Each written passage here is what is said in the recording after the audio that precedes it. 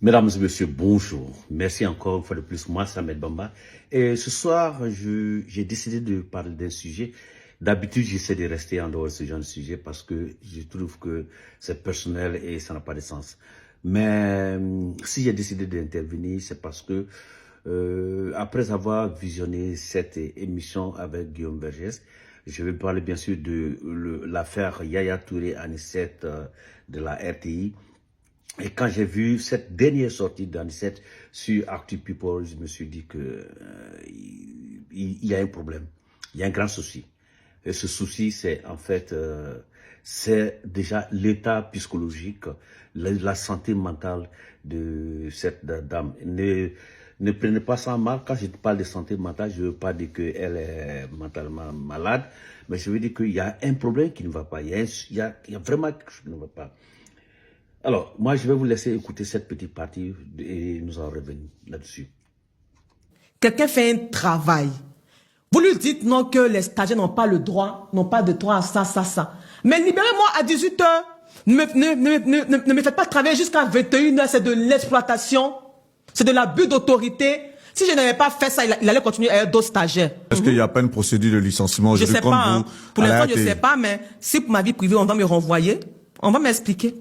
Bah, si on estime que vous êtes allé un peu trop loin, je suis désolé, il y a des raisons peut-être par rapport à l'éthique, par rapport à l'image de la maison qui vous emploie. J'allais trop loin par rapport à quoi? Donc, Yaya Touré, il a le droit de moi me salir, et puis moi, je sais pas, moi, il va répondre. Justement, en exposant les voices, en exposant ces vidéos sur les réseaux sociaux, là, déjà, du fait que vous exposez sa vie, s'il porte plainte contre vous. Qui porte plainte? Et ça, vous pouvez en prendre très cher, hein. Qu'il porte plainte? Comme ça, je vais dire la chose. Et vous allez continuer à exprimer votre douleur jusqu'à quand? Non, c'est la dernière interview pour répondre comme ça à ma collègue Fatim Camara Bérété, qui je ne sais pas a un problème avec moi personnellement. Franchement, Fatim, si tu as un problème avec moi, je te demande pardon. Si peut-être tu as voulu faire le journal qu'on t'a refusé, je te demande pardon. C'est qui encore, Voilà, Fatim mais Bérété? je te dis que j'étais à Wangolo-Dougou. Et puis on m'a assuré pour me déposer à la RTI2. Je n'ai même pas fait les bancs. Même CPM, je n'ai pas fait. Donc, pardon de faire honte à la corporation des journalistes. Donc, je te demande pardon, hein, Fatima. Pardon, mais c'est pas de mon fait aussi si tu n'animais pas bien l'émission Allume la télévision. Parce que de la manière dont tu m'as attaqué, ça se fait pas honte, sœur. Excusez-moi. Je parlais avec toi. Je parlais même pas avec toi. Donc, franchement, toi seulement, les Macos, eux, je m'en fous parce que eux, ils cherchent des vues. Mais toi, ma consoeur, tu fais carrément. Mais Anicet, excusez-moi, à cette allure-là, excusez-moi, On se voit pour régler ça. Oui, monsieur Vergès, je vous écoute. Excusez-moi. Je vous écoute. Excusez-moi. Non, c'était juste une parenthèse. Donc, on peut avancer, s'il vous plaît. Non, mais... On peut avancer. Désolé. Non, il n'y a pas d'être désolé. Excusez-moi. Parce que moi, je pense que peut-être que tel que vous abordez les choses, ça aurait été mieux que vous preniez peut-être votre caméra et répondre individuellement à chaque personne. Non, c'est pas possible. Bah, mais si on est dans une interview, là on vous a posé une question, vous allez régler le problème de Fatim Bérété. Non, Fatima, c'est que ça va dans tous les sens, en fait. Collègue. Donc, en fait, pour elle m'étonne. J'entends bien, mais ça va dans tous les sens. Parce que le problème avec elle, donc au final, je sais pas qu'est-ce qu'on va retenir de cette interview. Pourquoi je de... Bon, ce que vous venez d'entendre, c'est juste un extrait. Vous avez entendu l'extrait de l'interview avec Guillaume Vergès. Et quand j'ai écouté cette interview, je me suis dit, oh là, ça va de mal en pire. Pourquoi de mal en pire? Parce que déjà, j'avais pensé qu'elle allait saisir cette lucarne, elle allait saisir cette perche pour pouvoir au moins s'excuser ou expliquer. Voilà, parce que ce qu'elle oublie, et je sais qu'elle n'oublie pas, mais puisque elle s'est entêtée, elle a des gens qui sont autour d'elle, qui l'encouragent dans ce sens-là.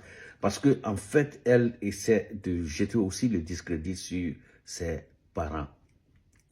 Ce n'est pas à moi de juger parce que je ne suis pas de la famille, je ne suis pas aussi un homme saint, je suis quelqu'un aussi qui peut faire des erreurs. Mais quand j'ai écouté cette émission, je me suis dit, ah mais non, elle a manqué l'opportunité que Guillaume Vergès lui a offert. Parce que ce que Guillaume a voulu faire, c'était qu'elle se ressaisisse et qu'elle décide de refaire la chose. Mais elle a enfoncé le clou encore. Et cette fois-ci, ce n'est pas d'une main douce, mais c'est avec une main en acier. Et là, ça pose problème. Ça pose problème. Parce que Anicet, ce que Anicet traverse actuellement, ce n'est pas seulement une colère, mais c'est une dépression. Voilà, on peut aimer les mots comme ne pas aimer, mais c'est une dépression. Parce que l'interview, elle est partie du, excusez-moi, mais du coq à l'âne. Et ici, au lieu de se poser 1001 questions, elle s'est mise dans le fauteuil de la victime.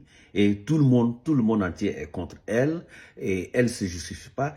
Et moi, ce qui m'a touché encore le plus, c'est de savoir qu'en tant que présentatrice du journal télévisé de la RTI, avec des années d'expérience, qu'elle n'arrive pas à comprendre le processus de la réalisation d'une interview.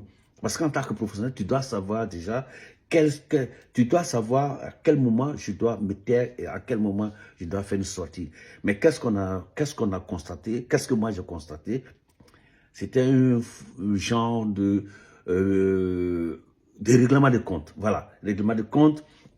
D'abord, citer des personnalités, citer des personnes, hein, et des noms, et même aller jusqu'à une relation, parce que elle ne s'est pas limitée qu'à Yaya, elle a cité son maître de stage, qui a aussi une famille, je suppose, et finalement, qu'est-ce que ça devient? Ça devient une histoire d'une personne d'elle à Yaya, on se retrouve avec tout le monde entier, des familles qui sont impliquées, et cette sortie est malheureusement la sortie de trop. Ça me fait mal de savoir que, en tant que professionnel de médias, qu'elle ne puisse pas avoir de bons conseillers. D'un côté, je comprends bien sûr, parce que qui va vouloir associer son image à ses sorties? Et de l'autre côté aussi, je me dis, mais elle est en France, elle est vive avec des amis, elle a dû s'expliquer, elle a dû dire, je m'en vais chez Guillaume, et je me suis dit, elle était avec Guillaume dans le lieu d'interview, avec quelqu'un quand même qui l'accompagnait. Mais non, on n'a entendu que des noms et des noms, et des scandales qui sont sortis encore. Donc moi je pense que ce qu'il faut faire, nous voyons avec une grande déception ce qui se passe dans cette histoire de Yaya Touré. Finalement, même si elle était la victime, elle est devenue maintenant le bourreau. Il faut reconnaître ça. Parce que finalement, elle perd raison. Finalement, elle se détruit professionnellement. Parce que, quoi qu'on dise, aucune maison sérieuse ne va accepter Anissette en faisant cette déclaration. Parce que déjà, il y a le côté professionnel. Ou bien, on dépose une plainte de MeToo, c'est-à-dire que d'harcèlement au niveau de son boulot, mais on ne peut pas citer des noms comme ça dans le vide. Et moi, la plus grande déception, en fait, c'est que chaque fois qu'on lui posait des questions très sérieuses, elle bagatellisait. Non, j'étais assis à Ouangolo, j'étais là-bas, j'étais sur la route, on est venu me chercher. Mais non, tu as dit au début de tes interviews que tu étais journaliste, et tout le monde sait que tu es journaliste. Donc, on attend un petit niveau quand même, ou bien on attend... C'est vrai que dans la couleur, tu as écrit un livre, mais quand tu sais que tu dois publier un livre, c'est de se faire corriger par des correcteurs professionnels. Et tout le monde le fait. Ce n'est pas tous les écrivains qui savent écrire. Donc, c'est de faire corriger par des correcteurs professionnels. Et lorsque une collègue t'en parle, ou bien lorsque un autre, j'ai vu aussi un discours, non, j'ai vu aussi un texte d'un monsieur, je ne sais plus sur quelle page, qui a été le premier à parler des fautes d'orthographe, des syntaxes, de tout ce qu'on peut considérer comme faute.